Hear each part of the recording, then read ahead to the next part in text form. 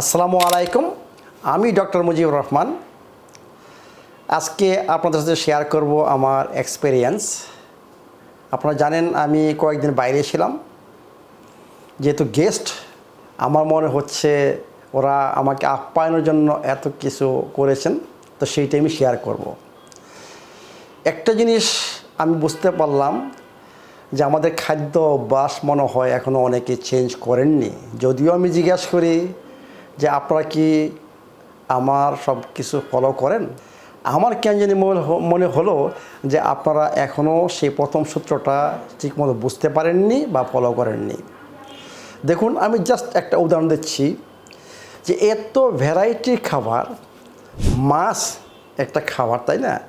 এই মাছের মধ্যে 4-5 প্রকার মাছ এবং এর সাথে জানেন ডিফারেন্ট খাবার মেনু। মাংস, মুরগির মাংস, গরুর মাংস, এরপরে ডাল, এরপরে বিভিন্ন ধরনের মনে করেন এই ভাজি জাতীয় শাকসবজি, যেটা আমরা বাংলাদেশে আগে খুব লাইক করতাম ছোটোবেলায়। এরপরে দই, এরপরে কেউ কেউ মিষ্টি সার্ভ করতেছেন। তো এই যে বলি যে এতগুলা খাবার, আপনার কি মনে হয় যে আমাদের ডাইজেস্টিভ সিস্টেম কি এটা সম্পূর্ণভাবে ডাইজেস্ট করতে পারবে? আমার মনে হয় না, ইম্পসিবল। কারণ দেখুন, আমার প্রথম সূত্রের মধ্যে কি বলা আছে, আবার রিপিট করতেছি। আমার সূত্রে বলা আছে যে খাবারের সোর্সটা ন্যাচারাল হইতে হইব, মানে প্রকৃতি থেকে আসতে হবে। সেইটা ফলো করা হয়েছে, কারণ আমি যেখানে খেয়েছি এখানে সম্পূর্ণভাবে সব ন্যাচারাল খাবার। দ্বিতীয় নিয়মটা কি বলেছি, যে খাবারটা কোন খাবারের সাথে কোন খাবার মিক্স করতে হবে, পানিটা কখন পান করতে হবে, ফলটা কখন খেতে হবে, তারপরে আপনার কতটুকু চাবাতে হবে এবং কতটুকু খাবার খেতে হবে। আমি সবসময় বলি কম খান, cannot eat too much food. আমি যদি আমার স্টোমাককে সম্পূর্ণ ফুড দেওয়া পরিপূর্ণ করি, তাহলে আমার 100% আমার প্রবলেম হবে ডাইজেশনের। কিসের জন্য? আমার স্টোমাক এটার জন্য ডিজাইন করানো না। আমার স্টোমাক ডিজাইন করা এইভাবে যাতে আমার স্টোমাকে কিছু খালি জায়গা থাকে। এই জন্য বলতেছি যে শেয়ারটা করতেছি যে আপনাদের বুঝতে হবে আমাদের ডাইজেস্টিভ সিস্টেম কীভাবে কাজ করে।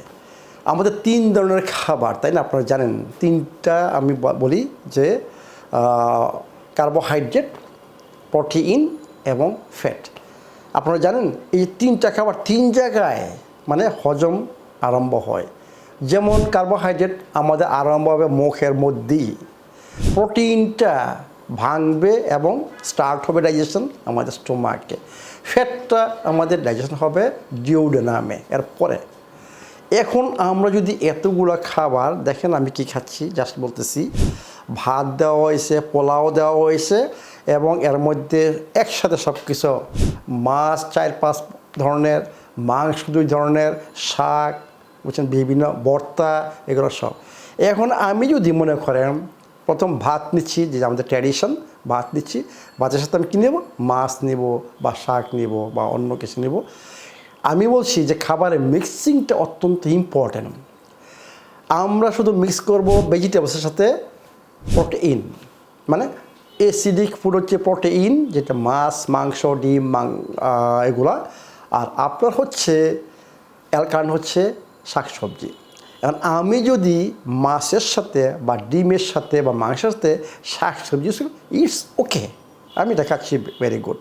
কিন্তু আমি যদি ভাতের সাথে বা পোলাওর সাথে আমি যদি এই মাছ, মাংস, ডিম এগুলা ইউজ করে খাই, আমার ডাইজেশনের প্রবলেম হবে। কিসের জন্য? দুটাই হচ্ছে অ্যাসিডিক খাবার।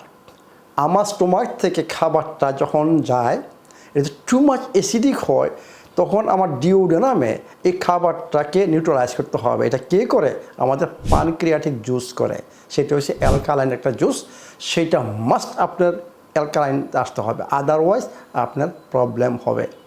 যদি আপনার এই অ্যাসিডিক খাবারটা সম্পূর্ণ নিউট্রালাইজ না হয়, তাহলে ওইখানে ডাইজেশন ঠিকমতো হবে না। কারণ প্যানক্রিয়াস জুসের মধ্যে 3টা খাবারকেই পরিপাক করার জন্য এনজাইম রয়ে গেছে, সেই এনজাইমগুলো কাজ করবে না। এই জন্য বলি যে অ্যাসিডিক খাবারের সাথে অ্যাসিডিক খাবার মিক্স করবেন না। অ্যাসিডিক খাবার সাথে আমাদের মিক্স করতে হবে অ্যালকালাইন খাবার। খাবারটাকে মোটামুটি নিউট্রালাইজ করে আমাদের ভিতরে ঢুকাইতে হবে। তা আমি যেটা খেয়াল করছি যে আমাকে যে খাবারটা দেওয়া হয়েছে, সবাই দেখছি অ্যাসিডিক খাবারের সাথে অ্যাসিডিক খাবার মিক্স করে খাচ্ছেন এবং প্রচুর পরিমাণে খাচ্ছেন। 4 ধরনের মাছই টেস্ট করতেছেন, 2 ধরনের মাংসই টেস্ট করতেছেন, শাক, ভর্তা, মানে ডাল, মানে ইম্পসিবল। আমরা এত খাবার খাচ্ছি এবং একসাথে আমরা এইগুলা অ্যাসিডিক ফুড, প্রচুর পরিমাণে অ্যাসিডিক ফুড। দেখেন শাক আমি বলতে গেলে খুব কম দেখেছি। সালাদ বলতে গেলে শুধু কি শসা আর টমেটো একটু কাটা হয়েছে, অন্য কোনো পাতা পাতা লিপস কোনো কিছুই নাই। তা আপনি যদি দেখেন যে আমাকে যে খাবারটা দেওয়া হয়েছে, আমি চিন্তা করছি আমার সূত্রের সম্পূর্ণ উল্টা। মানে এইখানে 80% খাবার হচ্ছে অ্যাসিডিক। আর আমি কি বলছি, আমাদের যে খাবার সার্ভ করা হয় সেইখানে থাকতে হবে, প্লেটে থাকতে হবে 70 to 80% অ্যালকালাইন ফুড, আর বাকি 20-30% থাকতে হবে অ্যাসিডিক ফুড। আর এইখানে হচ্ছে সম্পূর্ণ ডিফারেন্ট। তো এই জন্য বলছি আমাদের খাবারের অভ্যাস যদি আমরা চেঞ্জ না করি তাহলে আমরা কোনোদিন সুস্থ হব না। আমাদের ডাইজেস্টিভ যে প্রবলেম সেইটা থাকবেই, কারণ আমরা শরীরের উপর অত্যাচার করতেছি এবং আমাদের ডাইজেস্টিভ যে সিস্টেম ডিজাইন করা হয়েছে ওইটার বিরুদ্ধে কাজ করতেছি। আমাদের ডাইজেশন ভালো না থাকে তাহলে অ্যাবজর্পশন ঠিকমতো হবে না। এর মানে কি, আমার শরীরে এনার্জি প্রোডাকশনের জন্য নিউট্রিয়েন্টস দরকার, সেইটাও সেল পাবে না। যদিও আপনারা খেয়ে যাচ্ছেন quality food, expensive food, organic food, natural food, কিন্তু আলটিমেট রেজাল্ট আপনার ঠিকমতো হবে না। কারণ আপনার এখানে কয়েকটা জিনিস ভঙ্গ করা হচ্ছে, প্রাকৃতিক নিয়মগুলা ফলো করা হচ্ছে না, যে কোন খাবারের সাথে কোন খাবার মিক্স করা যাবে, কখন পানিটা, আমি দেখছি অনেকে ওই খাবার সঙ্গে পানি পান করতেছেন, এইটা সম্পূর্ণ মানে আমাদের প্রাকৃতিক নিয়মের বাইরে। তা আবার বলতেছি, রিকোয়েস্ট করতেছি যে প্রথম সূত্রটা ভালো মতো বুঝতে চেষ্টা করুন। এর উপর ডিপেন্ড করবে আপনার সুস্থতা, কতটুকু সুস্থ থাকবেন বা কোন প্রবলেম আপনি সলভ করছেন, এর উপর ডিপেন্ড করবে যে কতটুকু রেজাল্ট আসবে। ভালো থাকুন, সুস্থ থাকুন। আসসালামু আলাইকুম।